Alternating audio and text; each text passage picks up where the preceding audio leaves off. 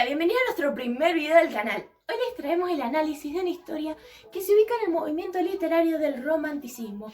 Esta es, como ya vieron en el título, El barril amontillado, tonel amontillado, escrita por Edgar Allan Poe, quien fue, además de un escritor, un crítico, un poeta y un periodista romántico estadounidense, que se hizo muy conocido por sus relatos cortos, cuentos de terror y novelas góticas. Un dato muy curioso de esta historia es que fue una de las últimas que él escribió antes del inicio de su declive definitivo marcado por la muerte de su esposa. A continuación, en el análisis mis compañeros le van a contar las características de por qué es una historia que se encuentra en el romanticismo, los personajes, el ambiente donde suceden los hechos, el entorno de la época y muchas cosas más. Y también al final cada uno va a dar su opinión personal de qué les pareció esta historia. Empecemos. Yo voy a hablar acerca de la época en la que fue publicado este relato. Específicamente fue publicado en el año 1846. Esta década se caracterizó en Estados Unidos por el comienzo de la Revolución Industrial. A nivel personal podemos mencionar el declive de su vida, como bien mencionó mi compañera anteriormente. A nivel profesional, cada relato que él publicaba era severamente criticado. A nivel económico ya casi no tenía recursos. Y a nivel personal podemos mencionar la última etapa de la vida de su esposa. De hecho, un año después de la publicación del mismo, esta fallece. También ya en esta época casi no tenía amistades. Y bueno, en cuanto al relato podemos notar la separación que Edgar vivió de su realidad. Incluso en algunos relatos menciona la tortura mental en la que se sometió en esta última etapa virulenta de la vida de su esposa. Se supone que días antes de la muerte de Edgar, se lo encontró en estado de ebriedad y drogado, y se menciona que a lo largo de su vida vivió severas adicciones con los mismos. Como de los personajes encontramos a tres: Fortunato, Montresor y Lucchesi. Fortunato es un personaje desprevenido, egoísta, antipático, que en varias ocasiones humilla e también insulta a Montresor. Montresor siente un gran rencor hacia Fortunato por eso, pero él es muy paciente, inteligente y también podemos decir que es muy observador, ya que logra captar cada actitud y movimiento de Fortunato. Lucchesi es un personaje totalmente complementario que solamente está nombrado por Montresor para hacer más creíble su trampa a Fortunato, ya que este, dado a su egoísmo, se cree superior a Lucchesi. Yo voy a hablar sobre la ambientación de esta historia. La historia transcurre en una ciudad de Italia, todo empieza en un carnaval donde es muy ruidoso y hay mucha gente, y luego los personajes van hacia una cripta, que es una cueva donde solían enterrar a los muertos.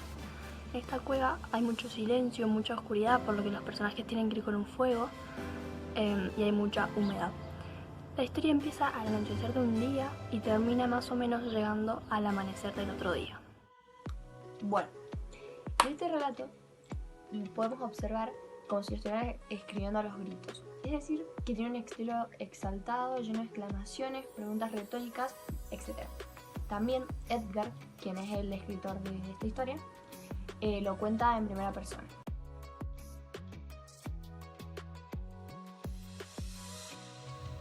Héroe el poeta, ya que el autor demuestra lo marginal en el protagonista, ya que refleja el dolor que está teniendo en su vida por ser traicionado por su propio amigo por tanto tiempo. Imposición del sentimiento por sobre la razón. Para el protagonista era más importante el sentimiento de vengarse que el pensamiento de que esa acción que iba a cometer estaba mal. Esto se relaciona con el culto al yo, ya que lo único que importa es la opinión y pensamiento del protagonista. La opinión de los demás no importa. El paisaje exterior como expresión de la interioridad. El autor trata de reflejar en el cuento las emociones, sentimientos del protagonista a través de su entorno. Por ejemplo, cuando vemos las catacumbas, las paredes heladas, eso demuestra el sentimiento de venganza y frío que el protagonista siente. Idealismo. El protagonista mantiene un ideal en su mente que nadie lo puede cambiar. Es como que ya tiene una obsesión de venganza. Libertad de la forma, ya que el autor escribe el cuento con una libertad de género literario. Por ejemplo, escribe de manera narrativa, trágica e incluso con humor negro. Bueno, en lo personal el relato no me gustó mucho, no estuvo muy bueno, porque sentía que cuando lo leía o que me había comido alguna palabra o que me había salteado alguna página. Pero lo que más me gustó fue cómo se desenvolvió toda la venganza y cómo terminó la venganza hacia Fortunato. A mí la primera vez que leí la historia me pareció un tanto aburrida, me perdía en algunas partes, los diálogos, con las palabras que se usaban en esa época, pero dije, le voy a dar una segunda oportunidad. Y para eso me ayudé con un audiolibro, lo cual ahí sí me generó esa intriga, esa de suspenso de saber qué va a pasar. Y también me ayudó a darme cuenta de cómo el autor ha descrito una venganza tras un asesinato de una forma no macabra ni sangrienta, lo cual me pareció muy inteligente e innovador de esa época. Y sí se lo recomendaría a las personas que les gustan estos temas de venganza, de suspenso, de asesinatos, de temas oscuros, por decirlo así.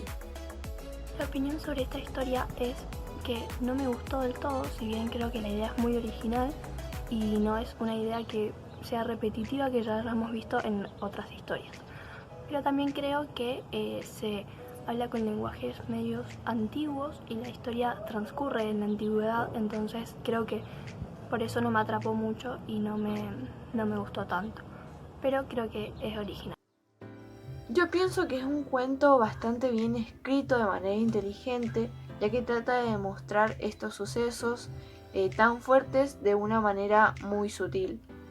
Además me resultó muy chocante, yo como lectora, este cuento de una venganza tan cruel. En mi opinión, el cuento no me terminó de enganchar. Me hubiera gustado que tuviera más detalles o alguno de los pensamientos que tenía Fortunato cuando iba camino hacia las catatumbas o cuando se encontraba en ellas. Pero sí destaco el ingenio y la capacidad de Montresor para envolver a Fortunato en su trampa y hacerlo caer. Personalmente a mí la historia sí me gustó, lo que me mantuvo atenta fue el suspenso, porque no daba indicio alguno del accionar que iba a tener en su venganza. También lo que me llamó mucho la atención fue la frialdad con la que lo contó, con la que Montresor contó cómo estaban sucediendo las cosas. Lo que más impacto me produjo fue el final, ya que una vez que no se escucha más la voz de Fortunato y lo termina de encerrar, se corta la historia, así que finalmente no sé si falleció asfixiado, si en algún momento recuperó la lucidez y se encontró en ese lugar desconocido, sin poder moverse, sin ver ni saber cómo llegó en ese lugar. Así que eso me produjo mucho malestar, me hizo sentir incómoda, no me gustó. Ese final me hizo sentir incómoda. Pero sí lo recomendaría, ya que a pesar de que es una historia corta, me produjo muchos sentimientos. La recomendaría como una historia de suspenso y venganza.